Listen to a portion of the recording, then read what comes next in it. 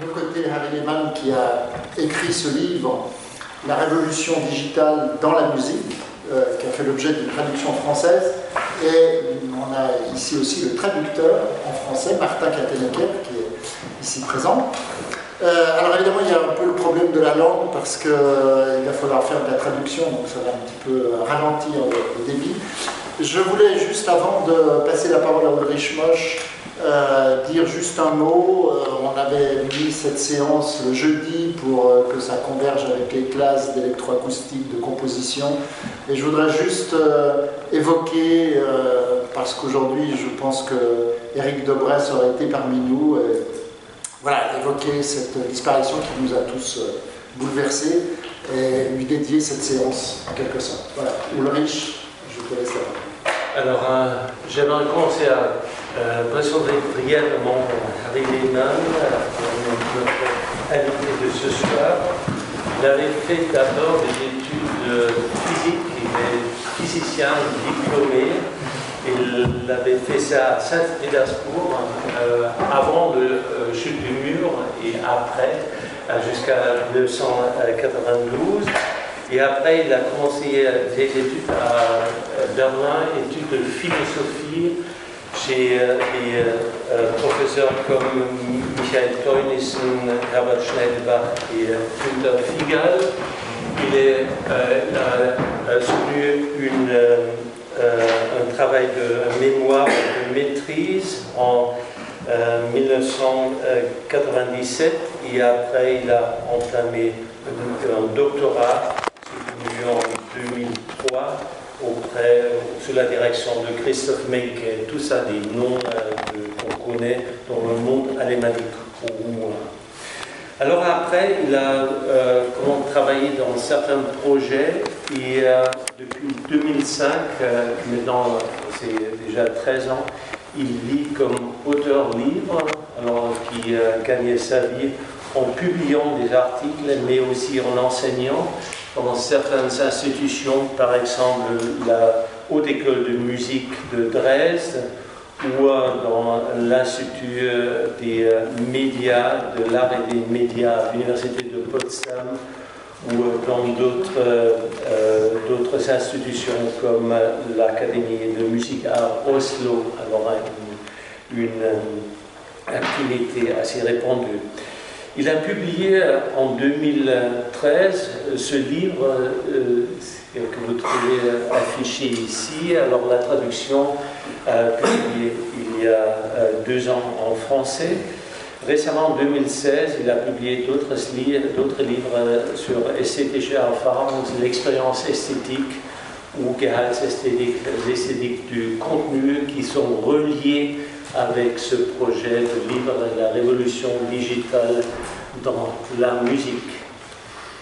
Maintenant, j'aimerais juste, pour ouvrir, pour lui permettre aussi ce qu'il avait réalisé dans ce projet de livre, juste présenter brièvement le cadre général.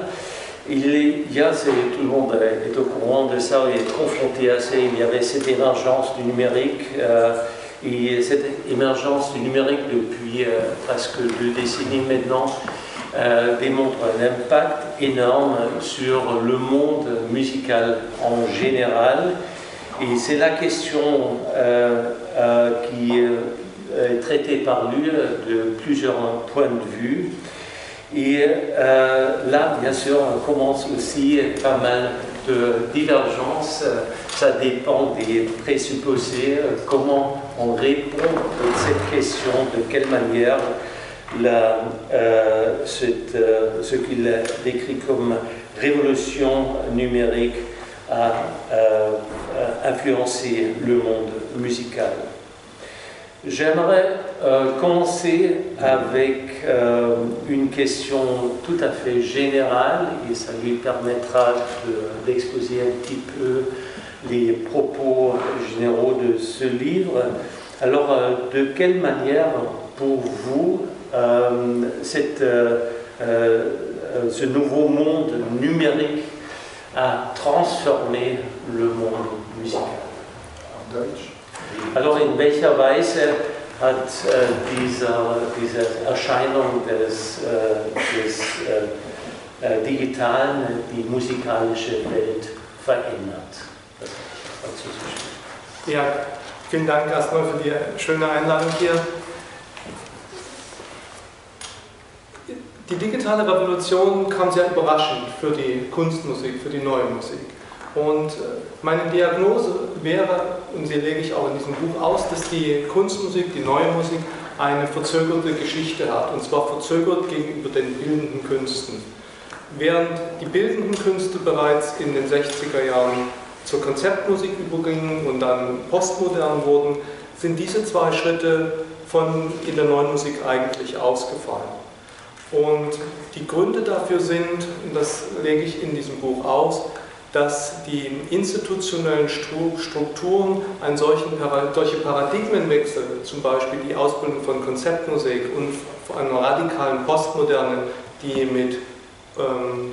tatsächlich mit Populärmusik arbeitet, dass die institutionelle Struktur das verhindert hat. Also ich entwickle da eine Dispositivstruktur von Foucault. Alors, le tournant numérique ou le tournant digital a été finalement quelque chose comme une surprise pour le monde de la musique contemporaine, Neue Musik en allemand. Pourquoi? Parce que finalement la musique contemporaine n'avait pas accompli de tournants essentiels ou de orientations essentielles qu'on a eues dans les arts visuels, ce qu'on appelle l'art contemporain non musical. Le premier tournant depuis les années 60, un tournant vers les concepts, l'art conceptuel, et le second tournant, le tournant postmoderne, qui inclut par ailleurs le jeu avec des formes de culture populaire. Et donc, pourquoi la musique contemporaine n'a pas finalement réalisé ces deux virages, n'a pas réalisé ces deux perspectives, parce que il y a un problème d'institutionnalisation de la musique contemporaine qui, d'une certaine manière, a bloqué la possibilité de les faire. Donc, qu'est-ce que c'est l'institutionnalisation? Das muss ich jetzt erklären. Ja, gut. Und wenn man versucht, die neue Musik zu rekonstruieren, wie hat sie funktioniert, dann sieht man, dass auf der einen Seite, und ich zeige Ihnen hier jetzt dieses Bild, dass auf der einen Seite, dass sich ein Dispositiv ausgebildet hat. Ein Dispositiv hat zwei Seiten. Eine institutionelle Seite und eine ideelle Seite, Ideen. Und Dispositive sind Machtstrukturen, wo sich Institutionen und Ideen wechselseitig stabilisieren.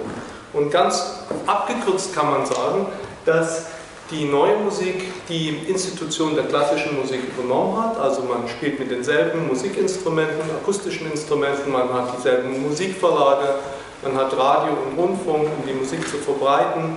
Und man hat Musikfestivals und diese Strukturen wurden mehr oder weniger übernommen. Und zu diesen Strukturen passt genau die Leitidee der klassischen Musik, nämlich eine Idee von absoluter Musik, dass die eigentliche Musik reine Instrumentalmusik ist. Und dann hat man dieses Kräftespiel zwischen den Institutionen, die geschaffen wurden, um Instrumentalmusik möglich zu machen und zu fördern, und auf der anderen Seite eine Leitidee von absoluter Musik, wo alle, die im Diskurs sich befinden, also Musikkritiker, Musikphilosophen, Musikwissenschaften, davon ausgehen, dass reine Instrumentalmusik das Wesen der Musik ist. Und c'est très vrai. L'idée, c'est donc de concevoir la musique contemporaine, ou le monde de la musique contemporaine, comme un dispositif, au sens où le définit Foucault, comme a été expliqué aussi dans le livre, c'est-à-dire finalement deux versants, l'un qui est plutôt institutionnel, c'est-à-dire des structures, des orchestres, des conservatoires, un réseau de radio par exemple, et de l'autre un versant discursif, c'est-à-dire des théories ou des idées. Et cela implique finalement ce soutien mutuel, cette intrication mutuelle entre ces deux versants, le fait qu'un dispositif ait une structure de pouvoir, c'est-à-dire qui permet des choses mais qui en empêche d'autres. Il y a un soutien réciproque. Donc, qu'est-ce que c'est dans le cas, ce dispositif, comment on peut le décrire dans le domaine de la musique contemporaine?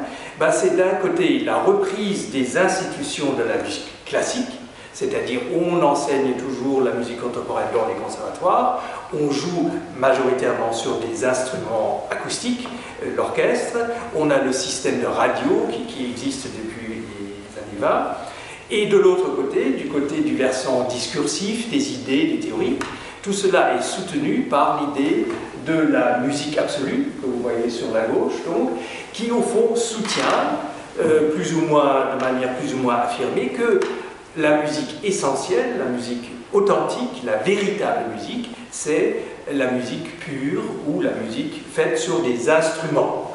Voilà, et ces deux choses vont se soutenir l'un l'autre et auraient donc empêché cette espèce d'ouverture qu'on a eue dans le domaine des arts plastiques. Ja, und dieses Dispositiv ist eben ein Machtdispositiv. Und Machtdispositive können anhand von bestimmten Leitideen normativ bestimmen, wer dazugehört und was nicht. Also ein wichtiger Aspekt ist, dass es zum Beispiel in der Fluxusbewegung schon Konzeptmusik gab. Die hat aber überhaupt nicht, die wurde nie Konzeptmusik genannt. Es gab nie einen vergleichbaren Einfluss, der wie er in der Konzeptkunst auf die bildenden Künste gewesen ist, sondern diese Fluxusstücke wurden marginalisiert. Sie wurden als etwas anderes wahrgenommen, rezipiert und nicht eben als Konzeptkunst. Das heißt, unter diesem Dispositiv wird nur eine bestimmte Musik präferiert, also Instrumentalmusik, reine Musik, die einem Materialfortschrittsideal folgt. Und dieses Materialfortschrittsideal, das sich in Ismen entfaltet, ist bereits in den 1970er Jahren eigentlich an ein Ende gekommen, so wie die Ismen auch in der bildenden Kunst an ein Ende gekommen sind, aber das Dispositiv hat gewissermaßen die Musik in dieser Verfassung weitergehalten. Und an dem Punkt kommt eben die Digitalisierung und bricht dieses Dispositif auf. Un dispositif de pouvoir ou un dispositif selon Foucault, voilà, est donc quelque chose qui inclut et exclut, qui a donc un caractère un peu normatif, qui obéit à des idées directrices, c'est un peu la notion de Lehmann. Un exemple d'exclusion ou d'inclusion, d'exclusion en l'occurrence, le mouvement Fluxus, qui a eu un versant musical, hein, il y a eu des compositions, des événements musicaux conçus par Fluxus, mais si on a bien perçu majoritairement, avec beaucoup de commentaires et d'exégèses, le mouvement Fluxus dans le domaine des arts visuels, au fond, c'est resté absolument marginalisé dans le domaine de la musique contemporaine, où on a considéré ça comme un phénomène marginal, pas au même titre qu'on l'a considéré dans le domaine des arts visuels. Donc voilà un exemple voilà, d'exclusion au prix qui se fonde sur quoi? Sur l'idée qu'on a gardée dans le dispositif de la musique contemporaine, qui est celui du progrès du matériau, hein, qui est une autre idée directrice, et qui, au fond, ce progrès du matériau, voilà, d'origine adornienne, épuisé dès les années 1970, mais qui s'est traduit dans différents ismes, comme postmodernisme par exemple, modernisme ou surréalisme, tout ce que vous voulez, toutes ces choses-là qui se sont finalement épuisées dans le domaine des arts visuels, ont été maintenues en état de vie par l'institution qui est liée au dispositif de la musique contemporaine. Est-ce que je peux intervenir? Yes. Je suis un peu surpris de cette lecture de l'histoire de la musique qui apparaît effectivement dans l'ouvrage. Faut que tu traduises. Parce qu'on pourrait tout à fait opposer à cela le fait que les musiciens se sont intéressés après la guerre aux moyens électroacoustiques et que ça a été quand même un changement de paradigme au point de vue compositionnel. et qu'ensuite il y a eu l'intégration du numérique à travers, par exemple, la Live Electronics. Et donc une tentative d'avoir soit une musique purement électronique, soit une musique mixte, et que donc le problème a été posé, que si on parle de progrès du matériau, on pourrait dire que la Live Electronics a permis un progrès de ce point de vue-là. Le matériau n'étant pas seulement les sons, mais aussi évidemment les formes de pensée musicale. Wo könnte man nicht als Gegenargument sagen, du sagst, die Leitidee sei die reine instrumentale Musik. Wo platzierst du dann die Elektronik und die elektroakustischen Werke, die es auch schon seit den 50er Jahren gab? Also, wenn man zum Beispiel die Musik konkret nimmt, dann folgt sie genau einer dieser Leitidee der absoluten Musik. Das sieht man sehr schön an dem Unterschied zwischen Luc Ferrari und Pierre Schaeffer. Und Pierre Schaeffer hat eben Fremdmaterial benutzt und so weit abstrahiert und in einen musikalischen Kompositionsprozess hineingezogen, dass man diese Fremdbezüge nicht mehr wahrnehmen konnte, dass sie gelöscht wurden. Das folgte genau diese Idee von konkreter Musik, folgte der Idee von absoluter Musik. Und Luc Ferrari ist einen anderen Weg gegangen, also mit seiner anekdotischen Musik. Er hat diese Fremdreferenzen, die Weltbezüge gelassen und diese Musik wurde systematisch auch abgewertet, normativ abgewertet. Also er hatte eine Außenseiterposition eingenommen und insofern denke ich, dass das nicht im Widerspruch steht zu meiner These. Alors, réponse à Philippe, finalement, si on dit la musique électronique et on prend comme exemple la musique concrète, précisément, Pierre Schaeffer obéit à ce modèle, à ce paradigme de la musique absolue, puisque la musique concrète, finalement, enclenche un processus d'abstraction progressive qui efface les références au monde extérieur, et donc obéit exactement à cette idée de progrès du matériau qui se fait au prix d'un effacement des références au monde extérieur. Alors que, par exemple, Luc Ferrari, donc la génération d'après, au contraire, avec sa musique anecdotique, c'est la notion ou l'esthétique de Ferrari, cherche ces rapprochements et pour cela même a été, dans le dispositif de la musique contemporaine, marginalisé. Puis-je rester avec cette idée du progrès du matériau et que l'hypothèse que ce progrès de matériaux s'est épuisé, si on s'était déjà évoqué que l'origine de cette idée du matériau est Adorno, ses écrits, et lui, dans un texte de 1961, c'est le fameux texte sur dans une musique informelle, là il définit ce que c'est le matériau et c'est tout à fait intéressant de lire quelques phrases. Là tu as une version allemande qui est... Alors, de lire quelques phrases qui démontrent clairement que chez lui, le matériau embrasse également toute forme, tout aspect idiomatique.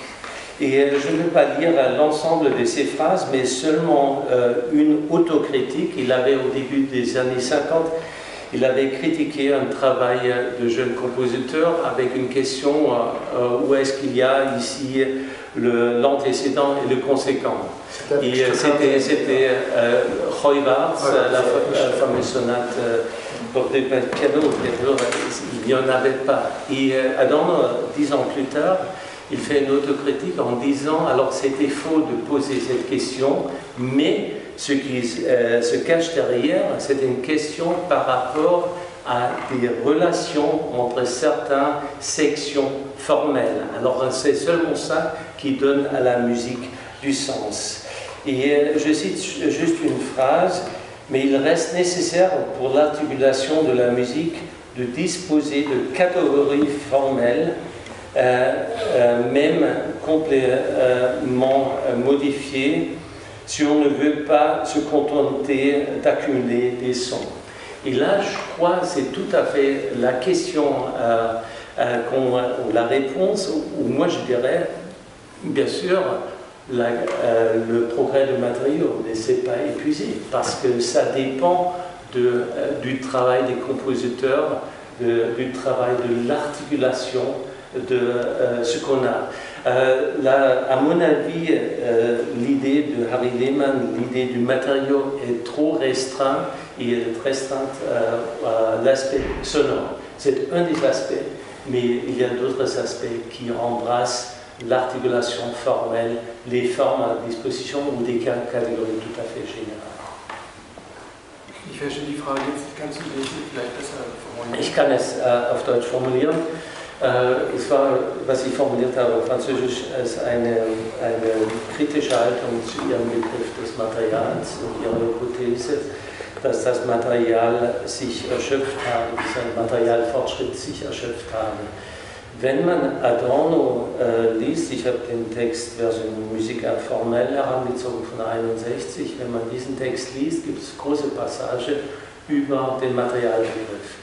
Und dort ist ganz klar, dass der Materialbegriff sich nicht reduzieren lässt auf den klanglichen Aspekt, sondern einbegreift die Formen der Artikulation, alles, womit der Komponist arbeitet. Und wenn man von diesem Gesichtspunkt aus sieht, kann man nicht sagen, dass der Materialfortschritt sich erschöpft habe. Was die Suche nach neuen Klängen angeht, vielleicht, aber was die Suche nach Artikulationsformen angeht, nicht. Und Adorno formuliert an einer Stelle sehr klar, damit die Musik überhaupt Sinn haben kann, braucht sie Kategorien der Form. Sonst ist es nur ein Tonhaufen. Und da würde ich ganz klar zustimmen, die ganze Musik seither, die Komponisten, die seither in ihrer Terminologie in den Dispositiv neue Musik gearbeitet haben, sind immer noch auf der Suche nach Artikulationsformen und Material in diesem Sinne. Ja, aber das ist jetzt eine ganz schwierige Frage, weil wie Adorno sagt, die ästhetischen Kategorien verändern sich in der Geschichte. Und ich denke, in einer solchen Situation sind wir jetzt, dass sich tatsächlich die Musikkultur ändert und die ästhetischen Kategorien, alle ästhetischen Kategorien, sich aneinander neu bestimmen. Und das mache ich eigentlich in dieser Musikphilosophie und möchte das zeigen. Und insofern glaube ich, dass eben auch der Materialbegriff, so wie ihn Adorno verwendet hat, in unserer heutigen Zeit nicht mehr funktioniert. Im Prinzip, also ich kann das nur ganz kurz, also ganz verkürzt würde ich sagen, er funktioniert deswegen nicht mehr, weil wir in einer viel pluralistischeren Welt leben, wo nicht mehr eine gemeinsam geteilte Musikkultur mit einem gemeinsam geteilten kulturellen Vorverständnis es uns ermöglicht, dass wir in der absoluten reinen Instrumentalmusik von der Formensprache auf Weltgehalte schließen, wie das vielleicht noch in der klassischen Musik der Fall war, wo man dann eben die Französische Revolution mitgehört hat. Ich glaube, das ist nicht mehr möglich, wenn sich die Musik so mannigfaltig ausdifferenziert und dieser Selbstverständlichkeitshorizont in einer postmodernen Kultur wegfällt. Das ist der eine Argumentationsstrang. Den müsstest du erst übersetzen, aber ich muss da noch ein zweites Argument nachliefern. Oui, alors la discussion, c'est finalement cette fameuse histoire du matériau, demande Ulrich, ça n'est pas seulement le son, hein, c'est une manière de l'articuler. La réponse est double en fait, on peut argumenter contre ça différemment pour finalement contrer l'idée que le matériau c'est encore quelque chose à la recherche duquel l'articulation du matériau, c'est encore quelque chose à la recherche duquel les compositeurs actuels, ceux qui sont les exemples cités par Lehmann, sont à la recherche et qui n'ont pas encore d'une certaine manière trouvé. La première remarque de Harry Lehmann, c'est finalement la définition précisément du matériau telle qu'on la trouve chez Adorno est malgré tout tributaire de cette idée directrice que la musique instrumentale pure permettent une chose qui est que la construction formelle, une certaine gestion de la forme, la construction qui peut rappeler le Sprachcharakter, le caractère langagier, comme dit Laurent ou non, que donc une certaine construction, une mise en forme du matériau, nous permet de tenir un discours sur le monde. C'est-à-dire que finalement, il y a un enjeu politique, social, que nous entendons derrière une certaine manière d'articuler un matériau. Et cette manière-là, qui au fond, ça je fais la parenthèse personnelle, qui est la doxa de la musique contemporaine, hein, vous disposez un matériau d'une certaine manière, mais vous avez un discours sur le monde, c'est ça l'avant-garde, je ferme ma parenthèse personnelle. Cette idée directrice, justement, tombe dans notre monde actuel, depuis qu'il y a une pluralité de cultures musicales que nous avons dans les oreilles, et que celle-là n'est pas au sommet de la hiérarchie, la musique instrumentale comme discours sur le monde, et qu'elle n'est pas centrale. Donc ça, c'est la première réponse. Cette question tombe dans un monde pluriel. Je vais répondre plus tard. Alors, deuxième. Das ist gewissermaßen die direkte Antwort gewesen auf diesen Adorno-Bezug, oui. Dass sich eben die ästhetischen Kategorien abändern. Letztendlich, glaube ich, kann man diese Frage eben nicht aus der Adorno-Lektüre beantworten, sondern man muss sie aus der historischen Perspektive von jetzt versuchen zu beantworten, weil eben durch die Digitalisierung die Musikkultur sich radikal verändert hat. Und das ist eigentlich der zweite Teil, auf den ich noch gar nicht zu sprechen kam. Und ich möchte es einfach jetzt nachholen, damit man das besser versteht. Mit der Digitalisierung sind zwei Prozesse in Gang gesetzt worden. Auf der einen Seite hat der Computer sehr viele neue Möglichkeiten geschaffen. Also man kann jetzt mit Hilfe von Samplen, Instrumentalsamplen, Partituren einspielen, man kann damit komponieren, das nenne ich E-Player-Kompositionen, von denen ich Ihnen auch einige vorspielen kann. Man kann vor allen Dingen, der Computer ist vor allen Dingen eine Universalschnittstelle, wo Komponisten erstmals in der Musikgeschichte sofort Musik mit Bildern, mit Texten und mit Sprache koppeln können. Und sie machen das. Die neue Generation, die Digital Natives, arbeiten am Computer und machen das. Damit entsteht eine vollkommen andere Art von Musik. Ich nenne das relationale Musik, weil die Musik nicht mehr absolut als reine Instrumentalmusik bestimmt ist, sondern der musikalische Klang, die musikalische Struktur sofort gekoppelt ist an Bilder, an Sprache, an Geräusche, an lebensweltliche Klänge. Das gab es nicht. Und das ist eine andere, das heißt,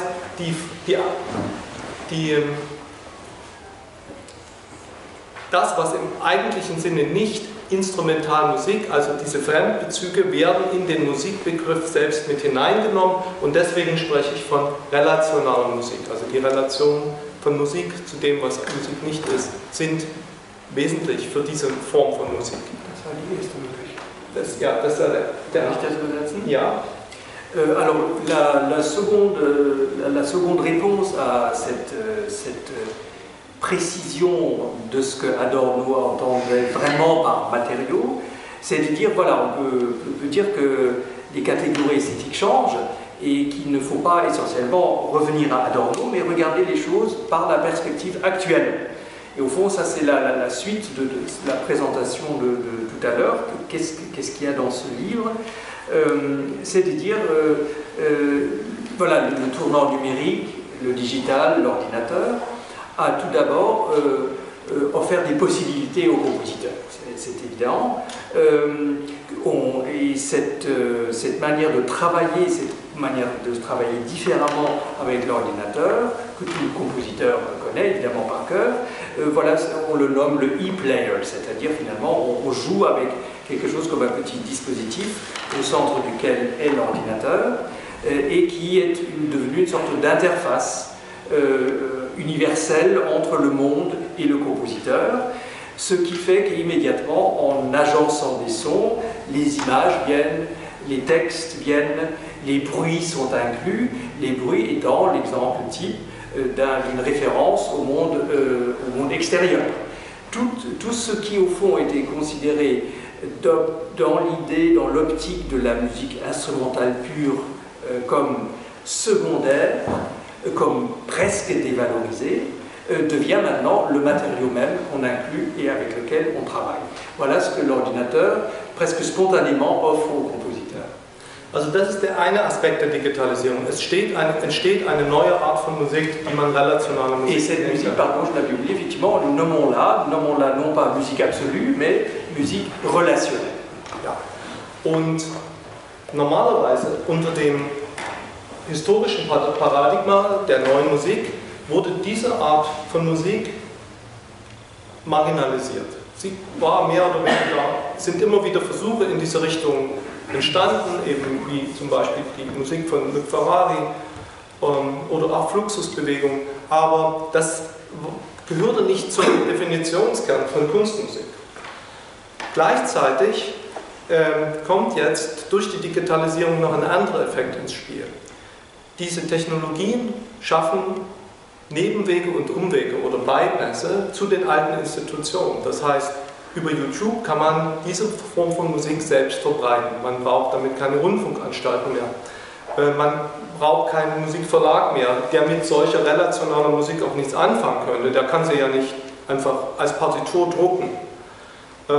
Genauso ist es mit dem Ausbildungssystem. Also Komponisten können sich Fähigkeiten und Möglichkeiten selbstständig erarbeiten, ohne bei einem berühmten Kompositionslehrer studiert zu haben. Und damit entstehen eben Nebenwege und Umwege an den Institutionen vorbei, wo diese Musik in der Kultur präsent wird und dann wieder von den Musikfestivals aufgegriffen wird. Und das ist also diese doppelte Bewegung. Es entsteht durch die Digitalisierung eine neue Art von Musik, die den Begriff der absoluten Musik überwindet oder zumindest eine Alternative zu ihm darstellt. Und diese Form von Musik lässt sich, da die starke Institutionalisierung sich immer mehr in eine schwache Institutionalisierung transformiert, diese neue Form von relationaler Musik lässt sich eben auch erfolgreich verbreiten in der Kultur und sie hat Erfolg. Und damit komme ich noch zum letzten Punkt. In dieser Konstellation von schwacher Institutionalisierung, weak institutionalization und relationaler Musik löst sich das Problem, das immanente Problem der neuen Musik, der Kunstmusik, dass sie ihren eigenen Kunstanspruch immer schlechter einlösen konnte, nämlich Neuheit über Materialfortschritte zu definieren. Und was jetzt entsteht, ist eben eine neue Form, also eine neue Möglichkeit, und ich kann Ihnen da jetzt noch ein anderes Bild zeigen. Es entsteht eben mit der relationalen Musik auch eine Möglichkeit, Neuheit nicht über das Material zu definieren, ja, also um immer neuartigere Klänge oder durch erweiterte Spieltechniken oder um Zufallsmusik, was auch immer, konkrete Musik, sondern dass man Neuheit, gerade weil jetzt Musik mit Texten und Bildern arbeitet, dass man dann eben auch Gehalte transportieren kann. Also man kann, wie Johannes Kreiter in Fremdarbeit, einfach Ausbeutungsverhältnisse thematisieren. Oder man kann, wie Trond Reinholzen, plötzlich ein Stück über die Postmoderne an sich machen. Und das ist eben jetzt möglich. Und das ist der gesamte Kulturwandel, den ich hier beschreibe, dass also sich das Dispositiv, was eben aus absoluter Musik und starke Institutionalisierung verschiebt in ein schwächeres Dispositiv als relationaler Musik und schwache Institutionalisierung. Dieser Kulturwandel ist zugleich eine Problemlösung eines immanenten Problems, dass die neue Musik nicht mehr richtig wusste, wie sie eigentlich neu sein kann. Und darunter haben natürlich die jungen Komponisten, die junge Generation auch gelitten. Also sie wussten nicht mehr, wie sie konkurrieren sollen. Und sie gehen natürlich jetzt in diese Richtung, der relationalen gehaltsästhetischen Musik. Sorry. Non. Voilà, donc le dispositif de la musique contemporaine. Kann ich aber mal zurückschalten? Ja, das erst einmal davor, ja. Ja. Le dispositif de la musique contemporaine en tant que point extrême de la musique classique, musique absolue, institution forte, se modifie donc. La musique absolue devient ce que Harry Lehman appelle la musique relationnelle, encore une fois, qui n'est plus fondée sur le progrès du matériau, mais par une multiplicité de rapports au monde extérieur. Et symétriquement, cela permet finalement aux compositeurs de trouver des chemins de traverse, des possibilités de contourner les institutions traditionnelles, comme par exemple les éditeurs, qui serait l'exemple le plus parlant. On n'a plus besoin d'un éditeur pour faire la promotion ou pour faire la fabrication des partitions. On peut directement verser ce qu'on a fabriqué sur YouTube, essayer de trouver des auditeurs par là. On n'a pas non plus besoin d'une formation qui se place sous l'autorité d'un compositeur très célèbre. On peut se former grâce à l'information disponible autrement, plus facilement, de manière plus démocratique d'une certaine manière.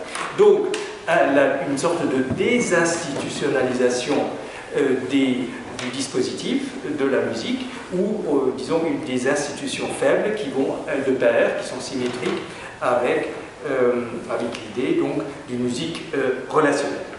Et d'une certaine manière, cette situation, selon Lehman, résout le problème qui était celui de la musique contemporaine et qu'elle ne formulait pas toujours clairement, c'est qu'elle était sous l'oukase du progrès du matériau.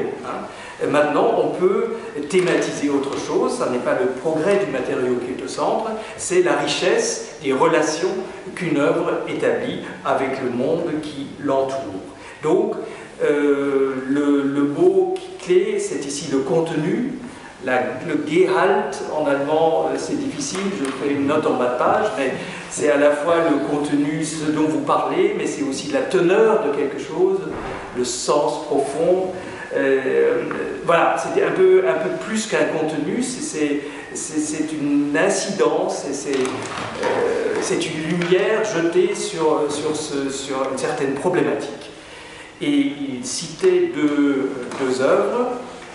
Rapidement, on va peut-être y revenir, mais l'une de Johannes Kreidler, Fremdarbeit, où Kreidler a par exemple demandé ou fait semblant de demander, on ne sait pas très bien, à des compositeurs immigrés en Allemagne qui travaillaient tant bien que mal, un Indien, un Pakistanais, quelque chose comme ça, d'écrire la pièce à sa place. Fremdarbeit, c'est à la fois le travailleur immigré, mais c'est aussi le travail fait par quelqu'un d'autre et le travail fait par un étranger, Fremd. Voilà, donc toute l'œuvre est une sorte d'opération de démasquage de ce que c'est qu'être compositeur, de déléguer le travail et éventuellement de partager la commande du festival qui prend Kreidler comme cible, et donc une déconstruction de ce que c'est qu'un auteur, là aussi l'idée moderniste. Et l'autre pièce moins connue de Reinholzen, voilà, qui fait une espèce de théâtre postmoderne que je ne sens pas à même de décrire, mais qui est frappant. Voilà, regardez sur YouTube. Ja. Darf ich noch eine Bemerkung machen? Une dernière et après une réplique. Erst jetzt habe ich eigentlich diese sehr schwierige Frage, bin ich in der Lage, diese sehr schwierige Frage von Ulrich Mosch zu beantworten. Was es mit dem ästhetischen Material, so wie Adorno es definiert, auf sich hat und warum das jetzt nicht ein Einwand ist. Weil das ästhetische Material heutzutage, also im 21. Jahrhundert, eben ein ganz anderes geworden ist. Es ist eben nicht nur der Klang und die musikalische Struktur, die man assoziieren kann mit Weltbezügen und Geschichtsbezügen, sondern es sind eben jetzt die Klänge zusammen mit Bildern und Texten. Das heißt, der Materialbegriff hat sich faktisch verändert. Und ich glaube nicht, dass Adorno deswegen 50 Jahre später mit demselben Materialbegriff heute argumentieren würde, wie er das damals in den 60ern getan hat. Ich würde auch gleich etwas sagen. Okay, donc finalement, pour clore cette fatale polémique contre Adorno, la notion de matériau chez Adorno est au fond une articulation entre le son et la structure. C'est ce que disait, c'est ce que tu rappelais, une manière de mettre en forme le son ou d'articuler les sons, donc son-structure. Le matériau à la fin du XXe siècle, ou à partir de la fin du XXe siècle, ça n'est pas ça, c'est le son plus l'image et le texte. Donc l'hybridation, en somme, du son, c'est automatiquement pas le son tout seul, c'est les images qu'il évoque ou les images qu'on ajoute, qu'on est presque sommé d'ajouter, et les textes. Mais là, on est exactement confronté avec cette notion réductrice du matériau. Parce que là, c'est le son et l'image. C'est trop général comme notion. Et ça veut dire, moi j'avais noté quand vous aviez répondu, alors ce n'est plus les catégories d'Adorno, mais oui, il y a des catégories, par exemple, comme comment finir une pièce, comment commencer une pièce, comment articuler ça. Et c'est basé sur un savoir implicite. Tout le monde qui écoute de la musique, n'importe quelle musique, dispose de ce savoir parce que ça ne provient pas seulement de l'écoute de la musique, mais aussi quand on regarde un film. Un film nous suggère des stratégies pour terminer une histoire. C'est un art ou une production de danse, il y a toutes sortes de possibilités. Et là, je dirais, ce que Adorno, ce qu'il avance, c'est pas, comment dire, des catégories qui sont historiquement limitées, mais il se transforme dans d'autres contextes. Et je dois dire, si moi je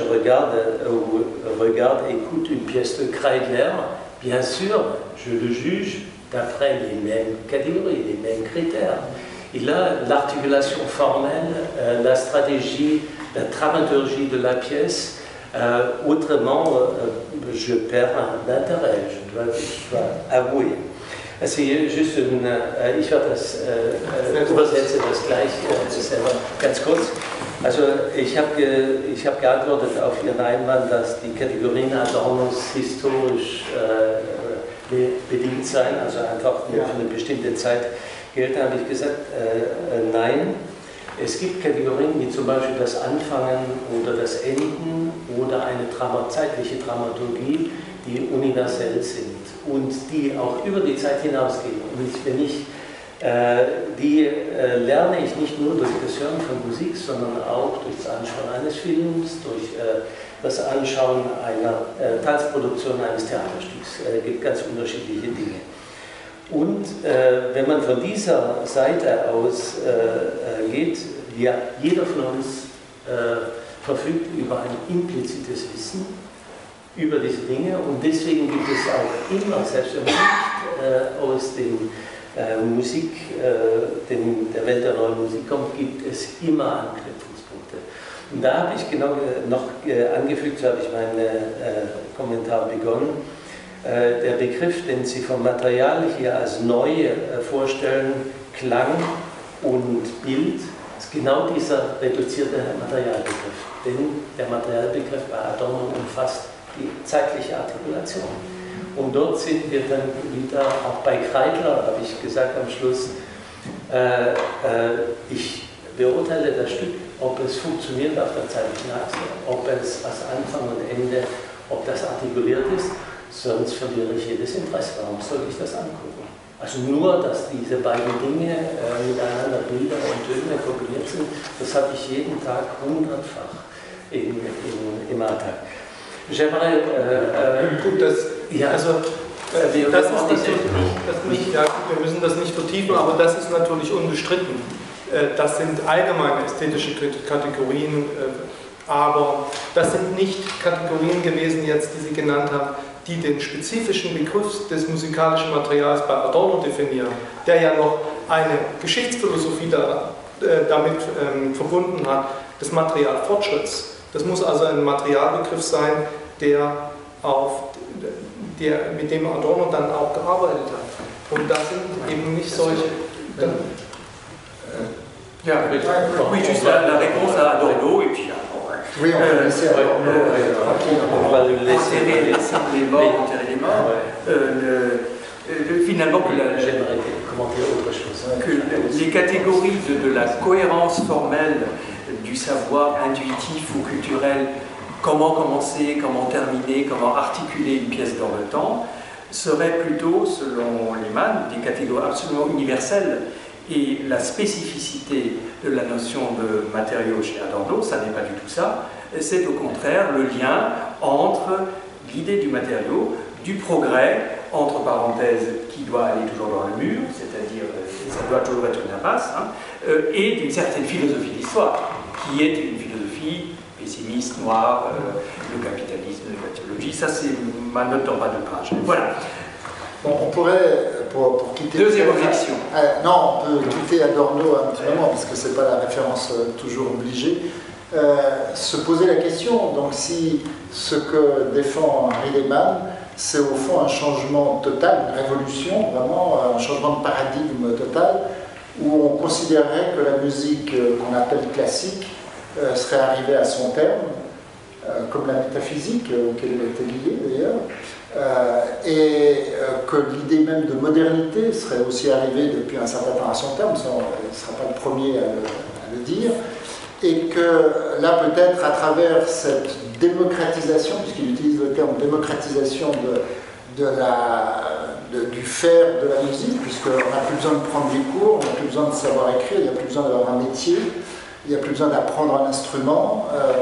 Donc on travaille avec l'ordinateur, il utilise beaucoup le terme de montage, c'est-à-dire de travailler avec des matériaux divers et de les monter ensemble. Donc on aurait une autre pratique. Et effectivement, dans ce cas-là, je crois que toutes les catégories traditionnelles de la musique sont un peu dépassées à ce moment-là. La notion d'œuvre est dépassée, la notion d'écriture est dépassée. C'est ça la question. Et donc voilà, est-ce qu'on est vraiment, est-ce que c'est son point de vue historique, une sorte d'immense rupture? Est-ce que, avant que je traduise ça, est-ce que je lui demanderais s'il avait fini son parcours? Parce que c'est peut-être la réponse à ça, tu vois. Est-ce que würdest du dann sagen, dass das, was du beschreibst, wirklich eine Revolution ist im starken Sinne? Das heißt, das Ende der neuen Musik oder das Ende der Modernität, der Idee der Moderne, die einhergeht bei dir mit der Idee einer Demokratisierung der Praxis, das Ende also auch jeglicher Ausbildung des Komponisten, das Ende des Métiers, das ist der französische Fetisch immer, weißt du, der Beruf des Komponisten wird dann neu definiert, ist das, was du Editing nennst, Montage, bedeutet das Ende dieser traditionellen Ausbildung? Ist es eine neue Praxis, die sich da ergibt, das Ende des Werkbegriffes oder des Écriture, zweiter Fetisch der Franzosen? Voilà. Okay. Wie weit geht die Dekonstruktion? Okay. Ist es eine Revolution? Also diese Frage wurde mir auch sehr schnell gestellt und der Einwand war, es ist eben nur eine Evolution. Also es ist ein neuer Entwicklungsschub in der Musik und nichts weiter. Wenn man sich anschaut, wie der Revolutionsbegriff verwendet wird, etwa in Bezug auf die industrielle Revolution, dann sieht man, dass auch der Begriff der industriellen Revolution nicht mit der Erfindung der Dampfmaschine einfach festgemacht wird, sondern es sind die sozialen Auswirkungen, die mit der Dampfmaschine und der Erfindung der Dampfmaschine einhergingen. Das heißt, es entstand eine Arbeiterklasse, eine Bourgeoisie, es kam zur Ausbildung einer funktional differenzierten Gesellschaft und so weiter und so fort. Also viele soziale Auswirkungen, und man spricht deswegen von Revolution, weil mit dieser technologischen Erfindung gleichzeitig eine Umwälzung gesamtgesellschaftlicher Verhältnisse verbunden war, die man überhaupt nicht vorhersehen konnte. So. Und genauso, glaube ich, verhält es sich eben jetzt mit dem Wort der digitalen Revolution der Musik, weil auch die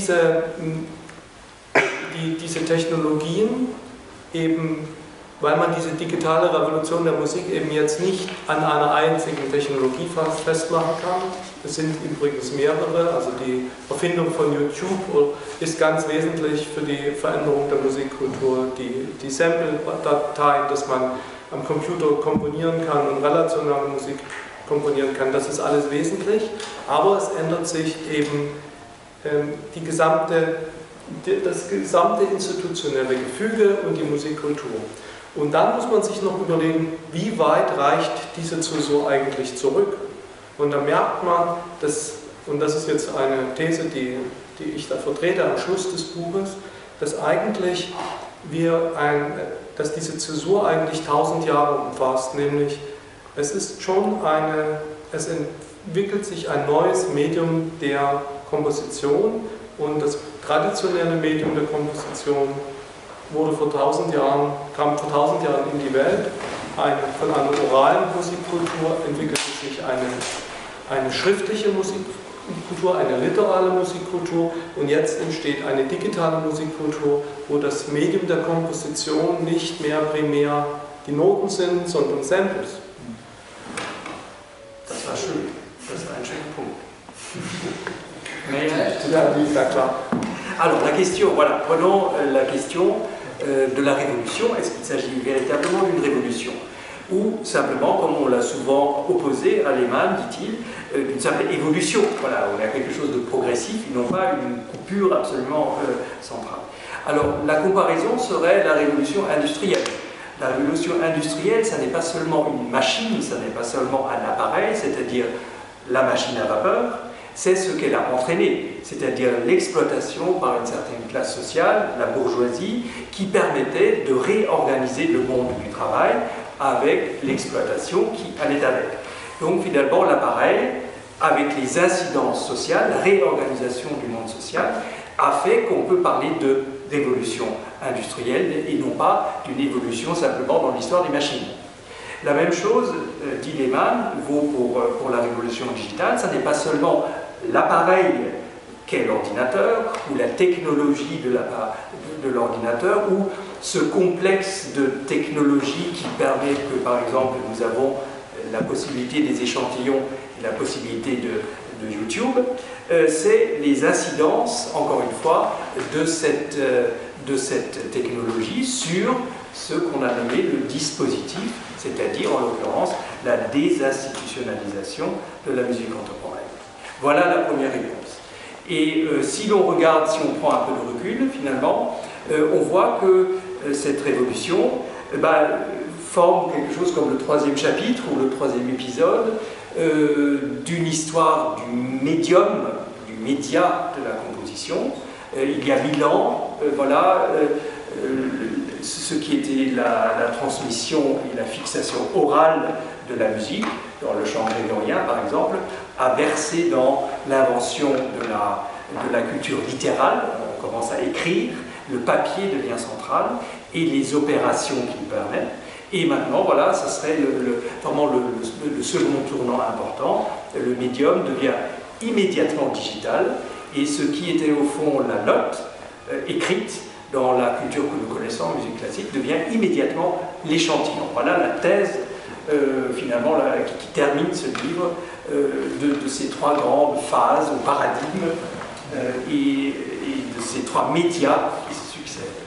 Okay, ich habe noch nicht geantwortet, also die Frage beantwortet, was mit dem Handwerk wird und was mit dem Komponieren mit Noten wird und mit diesem ganzen Wissen, also mit der ganzen traditionellen Musikkultur.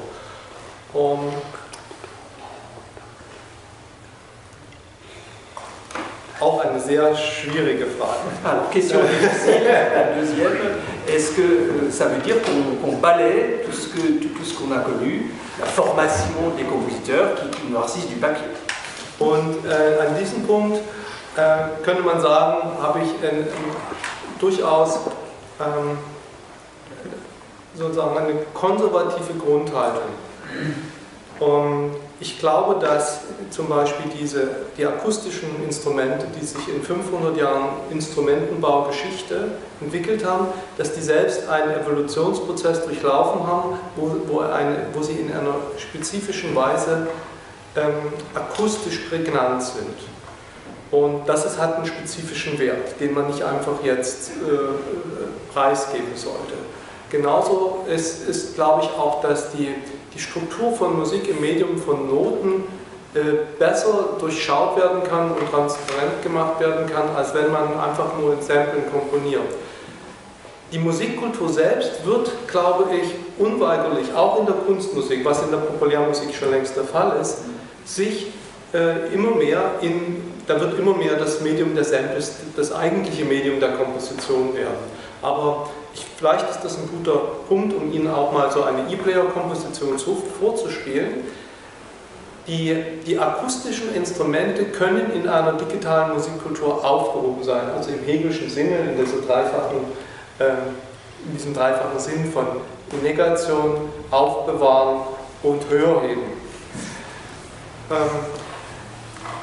Es gibt, wie gesagt, Kompositionen, die rein mit virtuellen Instrumenten, mit E-Player bislang komponiert wurden.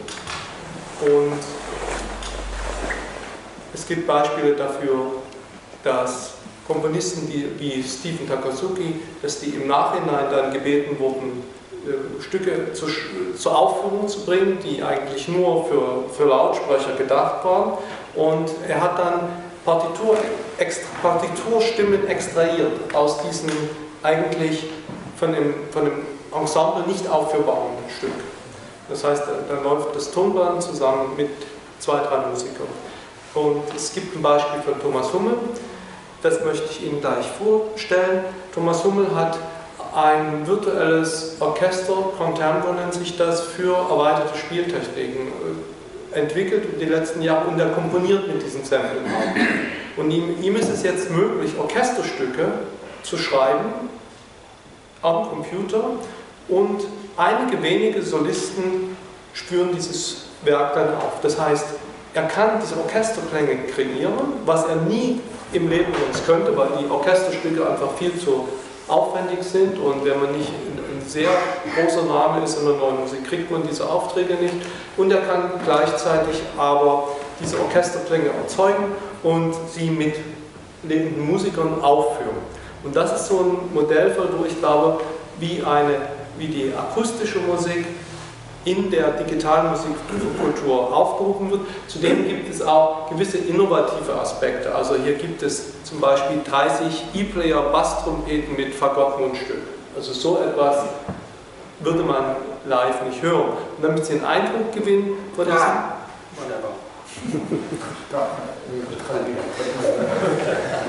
Alors, pour la question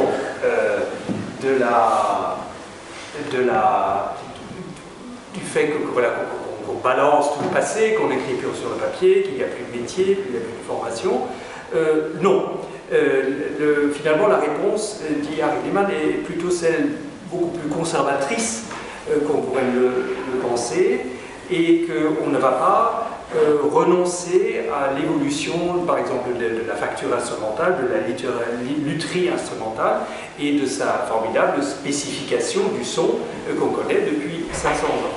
L'idée, c'est plutôt de voir comment ces deux mondes s'articulent et comment ils peuvent s'intégrer l'un dans l'autre, ou pour prendre le terme de Hegel, de la Aufhebung, c'est-à-dire on conserve par une certaine négation et on produit quelque chose comme une synthèse nouvelle entre ces deux mondes où l'instrumental a une autre fonction.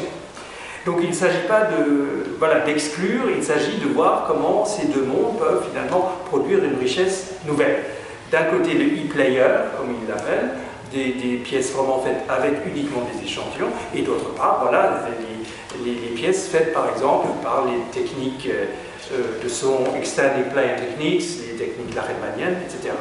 Deux exemples, Stephen Takazuki, qui avait réalisé certaines pièces uniquement par échantillons et à qui on a demandé finalement d'en extraire des parties instrumentales.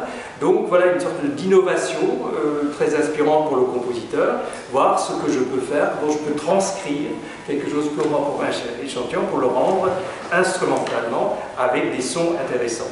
Et ce qu'on va entendre de Thomas Hummel, qui est, si j'ai bien compris, le fait d'enregistrer par certains musiciens très calés, voilà, formés dans les conservatoires pour jouer toutes les techniques instrumentales modernes, d'enregistrer ça et de le démultiplier finalement et de le combiner grâce à un ordinateur. Donc la base est instrumentale, mais pour des raisons voilà, empiriques, vous n'aurez jamais 10 violonistes qui savent écraser l'archet comme il faut, vous en prenez un, vous le démultipliez, et par ailleurs, vous pouvez finalement inventer des instruments. Ici, l'idée, c'était des trompettes basses, le son d'une trompette basse, mais combiné avec une embouchure de basson. Donc voilà, on combine les choses. En espérant que ça marche, on écoute. Non. Ja, das stelle ich jetzt mal vor. Vielleicht mal hier so ein Stück.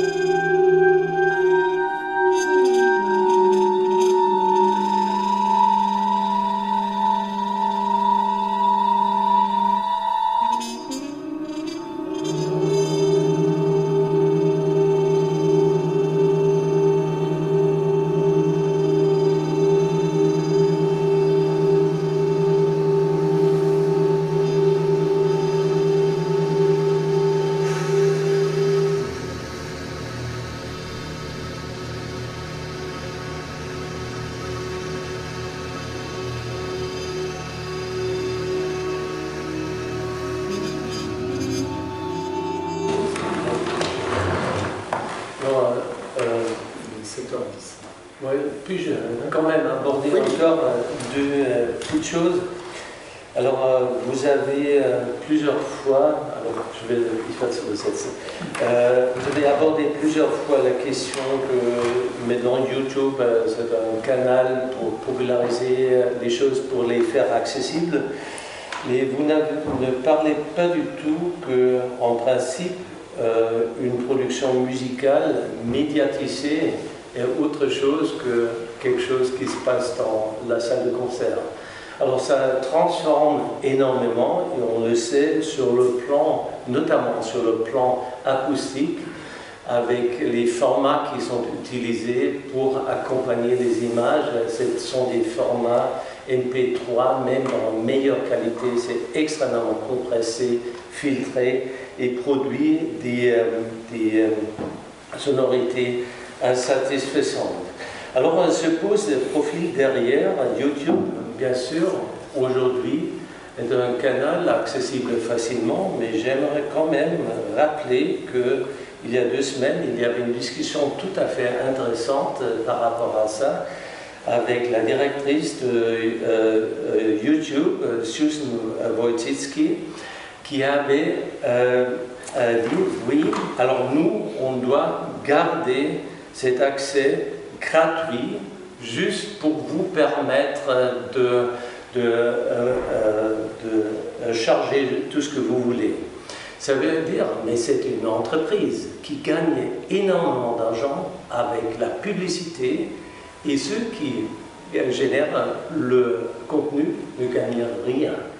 Et YouTube a répondu à une démarche de loi européenne qui cherche à garantir les droits d'auteur. Là se profile toute une problématique que moi je trouve très important à discuter, une problématique économique. Ce sont des acteurs économiques qui se profilent derrière. Ce n'est pas une institution complètement sans intérêt, il y a un intérêt tout à fait contraire. Alors, c'est la première chose. La deuxième chose, ich werde das übersetzen. Also, Sie haben mehrfach eben auf diese YouTube-Möglichkeit als Demokratisierung, als Zugangsmöglichkeit für jedermann hingewiesen. Aber YouTube ist wie Google ein kommerzielles Unternehmen, das sehr viel Geld verdient mit Werbung, um diese Dinge zugänglich zu machen. Und vor 2 Wochen gab es eine öffentliche Diskussion. Die Präsidentin von YouTube hat damit gedroht, den YouTube-Kanal alles zu löschen, wo die Rechte nicht geklärt sind. Das heißt, das ist eine Drohung, Sie haben das noch nicht klar gemacht. Aber dahinter profilieren sich ganz klar ökonomische Interessen. Das heißt, YouTube möchte nicht für die Rechte bezahlen. Sie wollen die Werbeeinnahmen für sich haben. Und dafür, jedermann soll Gehalt produzieren und sie profitieren davon. Das ist aber ganz gut das Szenario. Und für mich profiliert sich hinter, Sie haben eine sehr positive Einstellung zu YouTube, auch was die technische Qualität des Audioseite angeht. MP3 ist nun, was die Qualität angeht, so, sagen wir mal, das Unterste an Möglichkeiten. Auf der Bildebene. MP4 ist schon vorbei. Ja, aber MP4 ist auch nicht viel besser als das. Audiomäßig nein. Man kommt aber weit nicht an die Qualität einer wirklich guten, hohen digitalen Auflösung. Ja, aber das ist ein Nebenaspekt. Also dort sehe ich tatsächlich ein Problem. Für Sie ist YouTube scheint mir eine Art neutrale Plattform. Das ist es nicht, dahinter sind ökonomische Interessen. Und diese ökonomischen Interessen, ich wollte das nur sagen, je vais le traduire, ajouter ça, je vais le traduire aussi en français. Ich habe heute versucht rauszukriegen, Google America zu googeln, mit Google. Und ich bin immer auf der französischen Website gelandet. J'ai essayé aujourd'hui de googler Google America, USA, et suis toujours redirigé vers le Google France. Alors c'est Google qui me prescrit ce que je peux consulter. Et là, c'est juste pour démontrer un petit peu, à mon avis, derrière ce profil discours, et c'est nécessaire d'en parler, autrement on devient esclave. Et les compositeurs qui travaillent de cette manière deviennent aussi esclaves. Also ich glaube, man muss über diese Probleme reden, sonst wird man Sklave dieser Unternehmen und auch die Komponisten werden Sklave dieser Unternehmen. Und das muss man ganz klar sagen. Vielleicht können Sie mir zustimmen. Also es war jetzt kein richtiger Einwand, glaube ich, ne? Aber es war eher so ein Scheinwerferlicht auf ein allgemeines kulturelles Problem, was ja alle Journalisten und Kulturschaffenden haben, wer auch immer was hochlegt. Was soll man dazu sagen? Ist es ein neues Dispositiv? Nein, noch lange nicht. Nee, das würde ich nicht sagen. Und vor allen Dingen, sobald Amerika zum Beispiel bestimmte Vertriebskanäle zumacht, wird dann woanders unter anderen Spielregeln andere entstehen. Also ich würde meine Videos, die jetzt alle auf YouTube sind, meine Vorträge lade ich hoch auf YouTube, die habe ich ja, die Videos habe ich ja, die würde ich dann woanders hochladen. Sollte man vielleicht jetzt schon parallel machen, aber es ist aber auch deswegen kein Einwand gegen irgendein Argument, was ich in der Musikphilosophie entwickelt habe, weil es ja nicht die Musikphilosophie ist, die die digitale Revolution durchsetzt und die gewissermaßen diese definiert, was Komponisten machen sollen, sondern Sie beschreibt eigentlich einen Transformationsprozess und die jüngere Generation von Komponisten, die zudem jetzt auch noch sehr erfolgreich geworden sind, die sind ja diese Wege gegangen, aus ihren persönlichen Gründen. Und ein Grund davon ist sicherlich, dass sie größere künstlerische Freiheit haben und dass sie eine Möglichkeit gesehen haben, in der neuen Musik diesen Neuheitsanspruch, diesen Innovationsanspruch wieder einzulösen mit einer ganz anderen Art von Kunstmusik. Und ich glaube, auf diesen Neuheitsanspruch kann man nicht verzichten, wenn man irgendwie an dieser Art von Kunstmusik festhalten will. Man kann es nicht einfach aufgeben. Und dann steht das Problem und dann suchen Künstler, Komponisten nach Auswegen. Und ich denke, das, was ich beschrieben habe, ist ein Ausweg einer Kunstmusik, die in einer stärkeren Konzeptionalisierung und in einer gehaltsästhetischen Wende sich artikuliert. Alors la question, oui, c'est comment répondre à ça, qui est plutôt une remarque très générale, qui contextualise la question de YouTube. Donc visiblement, tu regrettais qu'il ne faut pas la regarder de naïveté en fait. Voilà, ça nie une qualité technique merveilleuse, ni évidemment l'absence d'intérêt de pouvoir. Mais pour autant, Larry Lehman dit, on n'a pas un nouveau dispositif avec YouTube, et si effectivement les problèmes se posent, que nous connaissons tous, que l'on lit dans tous les journaux, que les journalistes formulent, que peut-être YouTube sera supprimé, eh bien il y aura sans doute d'autres plateformes où on pourra mettre les mêmes vidéos. Ce système s'autorégule et évolue, et nous assistons à cette révolution. Plus particulièrement en tant que philosophe, ça c'est ce que tout le monde peut constater, en tant que philosophe, eh bien ce livre décrit une évolution, une transformation. Il ne s'agit pas de dire de façon normative cette évolution est mauvaise, elle est bonne. Elle suit ce que font les jeunes compositeurs, elle se règle, elle suit le mouvement de ce que fait une certaine génération de compositeurs en tout cas, et qui voit dans ces possibilités de l'ordinateur des potentiels de liberté. Voilà, c'est tout ce qu'on peut dire, et c'est ça la fonction du philosophe et de ce livre. J'aimerais aborder juste brièvement une autre question encore. Quand même, ces artistes qui publient leurs choses sur l'Internet doivent trouver leur public qui regarde ça, et tout le monde connaît ça. L'entropie est assez près, alors on se perd dans des milliards de petites choses. Et bien sûr, là revient la question de l'autorité de l'auteur. Pourquoi peux-je m'intéresser pour quelque chose, m'intéresse davantage pour quelque chose que pour autre chose? Et là, c'est un des problèmes que moi je ne vois pas thématisé dans votre livre. Bien sûr, on peut produire pour sa petite communauté, aucun problème. Mais si on cherche à toucher un public plus grand, on a besoin d'autres instances, et ça peut être, en fin de compte, on dépend d'une notion d'art qui est ancrée dans la conscience de tout le monde. Also ich habe die Frage gestellt, wie das Publikum finden im Internet. Man ist in einer entropischen Masse von Dingen präsent.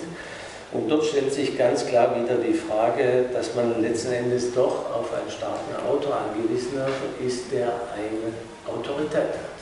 Sonst frage ich mich, warum soll ich das angucken, wenn es 10 Millionen andere Dinge gibt, die ich auch anschauen kann. Und dort sehe ich eines der Probleme dieser Entwicklung, die man ganz klar sagen kann. Das sehe ich genauso. Diese ganze Digitalisierung führt natürlich in der Kunstmusik nicht nur zu einer Demokratisierung, sondern natürlich auch zu diesen ganzen unschönen Nebenerscheinungen, die Demokratisierungserscheinungen mit sich bringen. Also bestimmte Qualitätsstandards werden dann natürlich in einer naiven, in einer künstlerischen Weise unterschritten, und diejenigen, die sich am meisten in dieser Medienlandschaft artikulieren können, die haben natürlich dann auch erstmal ein besonderes Medieninteresse. Das ist ein generelles Problem und meine philosophische Antwort wäre eigentlich, dass man den Begriff von Kunstmusik neu definieren muss. Und ich hatte das schon angesprochen, also ich verfolge da eigentlich so einen reflektierten Kunstbegriff, also man kann sich das so vorstellen, die neue Musik hat sich im Prinzip durch 4 wesentliche Abgrenzungen konstituiert. Von der klassischen Musik, von der populären Musik, von der reinen Lebenswelt und von dem, was ich zu den anderen Künsten. Und diese harten Grenze der neuen Musik, die sich bis eigentlich jetzt in die Jahrtausendwende hinein gehalten haben, die beginnen sich durch die Digitalisierung aufzulösen. Johannes Kreidler hat auch einen Aufsatz geschrieben über den aufgelösten Musikbegriff und ich habe jetzt auch dagegen argumentiert, dass das nicht die Lösung des Problems sein kann. Also die Auflösung des Musikbegriffs ist ein Problem. Und ich argumentiere da für einen reflexiven Musikbegriff, der darauf hinausläuft, dass man die Unterscheidungen, dass man eine Musikkultur ausbildet, die ihre eigene Ausdifferenzierungsgeschichte immer mitdenkt. Das heißt, das ist eine bestimmte Reflexionsleistung, die in dieser Kultur erbracht wird. Das ist ähnlich, denke ich, die Entwicklung wird sich ähnlich vollziehen oder sollte sich ähnlich vollziehen wie in den bildenden Künsten, die auch sehr selbstreflexiv geworden ist.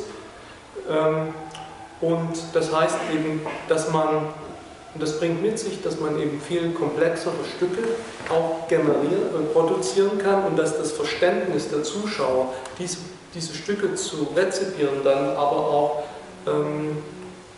das wird auch anspruchsvoller, das ist mehr gefordert. Das Vorwissen ist größer. Also die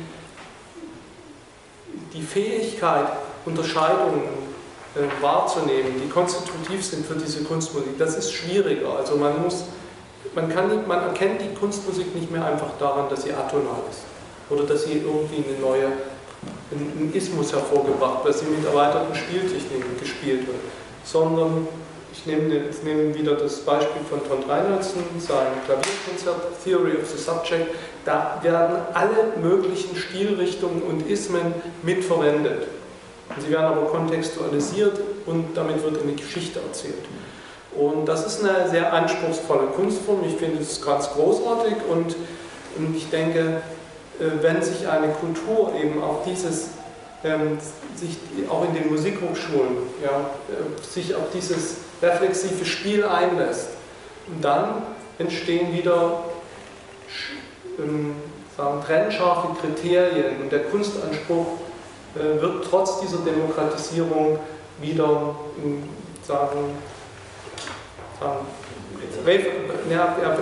er formiert sich wieder neu. Und ganz generell würde ich sagen, dass was sich hinter diesem Kunstanspruch verbirgt, ist nicht mehr ein Fortschrittsideal, sondern das ist eine Präferenz für Schwierigkeit. Für Schwierigkeit in der ästhetischen Erfahrung und im Reflektieren und im Denken. Ich kann jetzt auch noch so eine Folie. Du kannst aber gleich eher mit dem Reinholdsen enden, dann werde ich mal ruhen, oder? Alors, la question sur comment s'orienter dans cette entropie qu'est la production ou l'offre sur YouTube, qui exigeait, comme le réclamait Ulrich Mosch, finalement des autorités, c'est-à-dire des références quand même des compositeurs vers lesquels je vais m'orienter. Que répondre à ça? À nouveau, ça c'est une question très générale à laquelle on ne peut pas fournir de réponse normative et qui finalement sont ce qu'on voit dans toute évolution de démocratisation, c'est-à-dire les effets secondaires ou les effets pervers d'une démocratisation. C'est aussi évidemment le danger d'une sorte de baisse de qualité et qu'on a dans d'autres domaines. Voilà la première réponse, mais c'est un constat que tout le monde peut faire et le monde évolue, quoi. La réponse du philosophe, dit Leban, c'est que finalement ça nous permet aussi, malgré tout, la révolution digitale, de redéfinir ce que c'est la conception de l'art musical en l'occurrence. Et il disait finalement la musique contemporaine, telle qu'on l'a connue jusqu'ici, c'est différencié, c'est opposé à 4 domaines. La musique classique, d'une part, la musique populaire, deuxièmement. Ensuite, elle s'est, avec l'idée de la musique absolue, séparée du monde vécu. Et enfin, elle s'est séparée des autres arts. La peinture, ça n'est pas la musique. Et finalement, ces frontières-là, ces démarcations vont se fluidifier. Donc il ne s'agit pas du tout de dissoudre l'idée de la musique ou de l'œuvre, comme le soutient Kreidler, comme ne le soutient pas Harry Liman, mais finalement d'engager une nouvelle réflexivité de l'art, ce qu'il appelle une notion réflexive de l'art musical. Et ça veut dire que davantage dans une œuvre, finalement, la musique tient compte de sa propre histoire et que dans les conditions de réception, cette histoire-là est activée. Donc les différenciations pour juger cette nouvelle musique, ce nouvel art, deviennent finalement plus subtiles. Ça n'est pas de dire « ah oui, cette musique est atonale, donc c'est du progrès », c'est de dire finalement quelles sont les frontières qui sont dissolues, quels sont les mondes historiques qui sont activés pour juger cette œuvre. Et l'exemple pour lui, ça serait ce concerto pour piano de Thor, comment est-ce que c'est son nom? Thor Reinhardt. Wie heißt der Mann mit Vornamen? Trond Reinhardt. Le concerto pour piano, qui est une espèce visiblement de promenade stylistique, quelque chose comme ça, oui, qui désactive l'idée du progrès. Voilà, alors c'est ça l'œuvre dont il s'agit. Si vous voulez, on peut en écouter un bout si vous avez le temps. Peut-être, comme il est quand même déjà 7h30, c'est sûr qu'on prend un peu plus de temps parce qu'on dit 2 fois la même chose. Mais peut-être que vous avez des questions à poser, des réactions, et j'aimerais bien vous donner la parole quand même. Martin, je te laisse retraduire en français, puis on fera une question très intéressante et intelligente. En allemand. Moi, je vous demande avec ah oui. Ich versuche das in Deutsch, weil ja, gerne. etwas aufgeregt, weil ich so viel dagegen bin. Für mich gibt es so viele Sachen, dass sie bringen, wo ich einfach nicht, ich hätte Argumente, warum ich nicht einverstanden sein kann, aber ich wahrscheinlich nicht das Ort und Stelle. Was ich hier problematisch finde, was Sie jetzt gerade gesagt haben, Sie sind nicht ein aktiv, Sie sind ein reaktiver Mensch, das ist Ihr Beruf. Aber ja, ich glaube schon, dass ich aktiv bin im Entwickeln von Theorien. Also jedenfalls jetzt haben manche eine Theorie, aber Sie haben verschiedene Elemente benutzt, die für mich völlig manchmal einfach gegenleitig sind. Also Sie sprechen erstmal von Ferrari und Fluxus. Fluxus war eigentlich, kann man schon sagen, eigentlich mehr von Laien, das heißt, sie waren eigentlich Künstler. Es gab sehr wenig klassische gebildete Musiker, die Fluxus mitgemacht haben. Ferrari, das sich selber gekannt hat, hat immer gesagt, er ist nur ein Laien. Er kann das alles nicht. Er hat das natürlich immer mit Spitz gesagt und war stolz drauf eigentlich, aber der war eigentlich auch ein Laien im Gesicht von ihrer Institution. Und am Ende bringen Sie das Beispiel von Thomas Hummer, und das ist, wo ich wirklich nicht mehr verstehe. Thomas Hummer ist sächsisch, ist ein alter Käse wie ich, sächsisch, er hat in Freiburg studiert, er hat eine Institution sein Leben lang, hat das Rundfunk, also das Völkerstiftung benutzt für diese Entwicklung bis auf 30 Jahren, eine lebenslange Arbeit auf diese E-Orchester zu kommen. Und was er macht, ist auch absolut, aber ist ja jemand, der kommt von der hat diese ganze Weg gemacht. Und sie bringen dann plötzlich, als würde es quasi, und dann bringen sie es in Verbindung mit einem jungen Mensch, der einfach Fremdmaterial nimmt und wo ich meine, sie sprechen von ganz verschiedenen Sachen. Ja, ja. Und sie versuchen das irgendwie zusammen in ein schönes Paket, aber auf der Punkt, ich habe so gesagt, ich würde Sie gerne mal fragen, was eigentlich für Sie Musik ist überhaupt. Und was ist denn diese Unterschiede, wenn Sie sagen, ernste Musik, klassische Musik? Ich habe das Gefühl, Sie sind wie ein wahrscheinlich. Naja, das ist trotzdem unheftig. Alors, la question de Michael Jarel, c'est finalement, si je comprends bien, le malaise que produit l'hétérogénéité des exemples que cite Harry Lehmann. Luc Ferrari, voilà dont on parlait au début, qui s'est lui-même qualifié plutôt comme un amateur que comme un compositeur. Les gens qui participaient musicalement à Fluxus, qui étaient des artistes mais dans un autre domaine, donc étaient au fond des amateurs musicaux.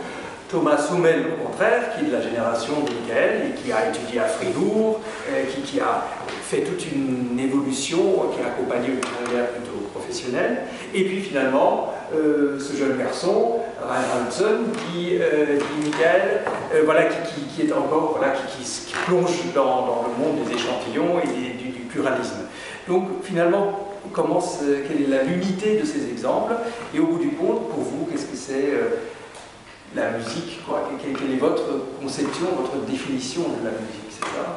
Oui, et puis juste, weil für alles, was Sie als Beispiel gebracht haben, gab es nicht schon früher. Ich meine, Sie Wunder von Berio als ein Beispiel, zum Beispiel von Patchwork, als sozusagen nur technologisch nicht ein Sample, aber das sind im Prinzip auch Samples.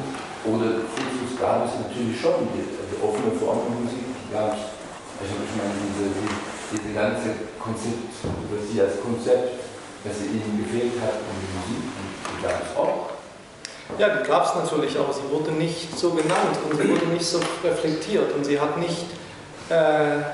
keine Spuren hinterlassen in der Musik, sondern sie wurde marginalisiert und das muss man eben auch versuchen mal nachzuverstehen, warum das so war. Und der Grund dafür ist eigentlich recht simpel. Es gab kein Verbreitungs- und kein Speichermedium von Konzeptmusik, deswegen konnte sich das nicht entwickeln.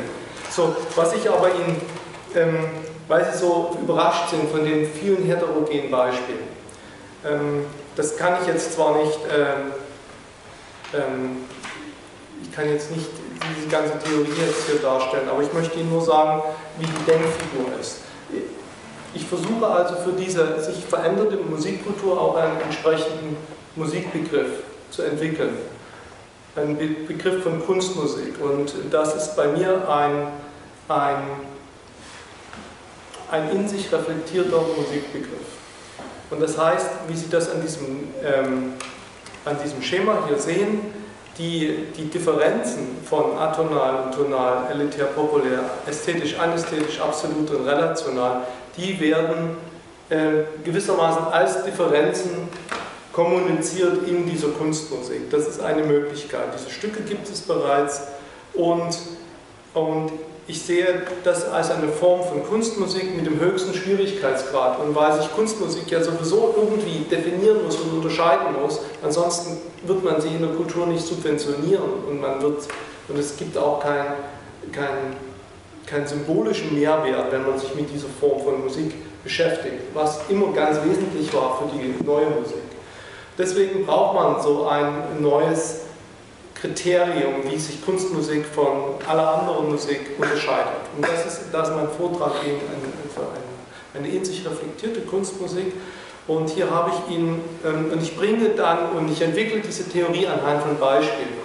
Und die Beispiele sind aber immer extreme Beispiele. Ich orientiere mich da an Benjamin und Walter Benjamin, die Wahrheit liegt in den Extremen. Das heißt, ich suche mir immer extreme Beispiele, wo paradigmatisch eine bestimmte Grenzüberschreitung vollzogen wurde. Und das ist eben bei der Konzeptmusik Kreidler, bei der relationalen Musik habe ich hier außer Luc Ferrari noch Carola Bauchold, bei den E-Player-Geschichten habe ich Thomas Hummel und Gunnar Geiser und die Postmoderne, die sich in einer radikalen Form eigentlich auch nicht in der neuen Musik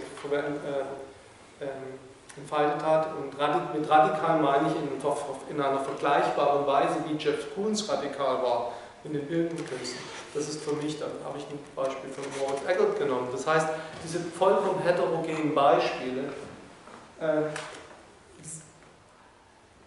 sind deswegen so heterogen, weil sie eben diese extremen Grenzüberschreitungen markieren Und diese Beispiele in einer reflexiven Musikkultur kommt es eben zu einer Art Eingedenken dieser Geschichte, dieser Grenzüberschreitung und damit wird ein neues Spielfeld kreiert. Aber ich glaube, mehr kann ich dazu gar nicht sagen. Also das ist gewissermaßen der schwierigste und letzte Theoriezug, wo ich auch gerade erst einen Vortrag darüber gehalten habe. Voilà, il faut répondre à cette question de l'hétérogénéité des exemples. Elle vient du fait que Lehmann tente, et c'est vraiment un peu la dernière phase de sa réflexion, de trouver effectivement un nouveau concept de la musique, un nouveau concept de cette nouvelle situation musicale qui, d'une certaine manière, comprend l'histoire des différentes orientations qu'il y a eu dans la musique contemporaine, et comprend et communique dans le cadre d'une œuvre, communiquerait dans le cadre d'une œuvre, ces quatre frontières, ces quatre différenciations par rapport à la musique classique, à l'opposition atonale-tonale, la différenciation de jadis contre la musique populaire, et à droite, la différenciation par rapport au monde vécu, hein, surtout se couper ou ne plus se couper, et enfin la coupure par rapport aux autres arts. Et du coup, pour ça, vous voyez, ça devient une notion un peu complexe quoi, de ce que serait la nouvelle définition d'une œuvre actuelle, on va dire, qui ne serait pas simplement atonale-tonale. Ça, on peut jouer avec l'orchestre très bien, on peut faire des œuvres consensuelles. Mais voilà, chaque chose, chaque domaine là-dedans peut exister en soi et a existé en soi. La nouvelle œuvre, selon Harry Lehmann, voilà, irait dans ces quatre directions possibles en essayant de communiquer à l'auditeur la subtilité de ces différenciations et de l'histoire qui est convoquée. Et du coup, ça donne, si j'ai bien compris, voilà, l'hétérogénéité des exemples s'expliquerait par ça, qui sont à la fois extrêmes toujours. Hein. À chaque fois, ce sont des œuvres qui thématisent de façon radicale, extrême, peut-être stérile, ça c'est mon incise, c'est une de ces quatre problématiques. Du coup, ça peut paraître un peu bariolé, mais voilà, vous avez le Hummel qui est une Aufhebung, une dialectisation du rapport avec l'orchestre traditionnel. Vous avez en haut Moritz Egert qui est une dialectisation du postmodernisme qui serait l'équivalent d'une sorte de Jeff Koons, hein, mais dans le domaine musical, et des œuvres comme Kreidler qui finalement actualisent des rapports de production, hein, ou des actions, quelque chose qui va plutôt vers l'avenir. Ça c'est à droite le monde vécu, et au contraire des œuvres qui sont presque filmiques, vous voyez, qui dialectisent le rapport à l'image, comme le Presseria numéro 1, qui est une sorte de photographie sonore. Voilà, ça répond à peu près, ça donne le champ des possibles, mais il est vrai que ça devient quelque chose qui devient un peu plus abstrait. Voilà. Est-ce qu'il y a une autre remarque, une autre question?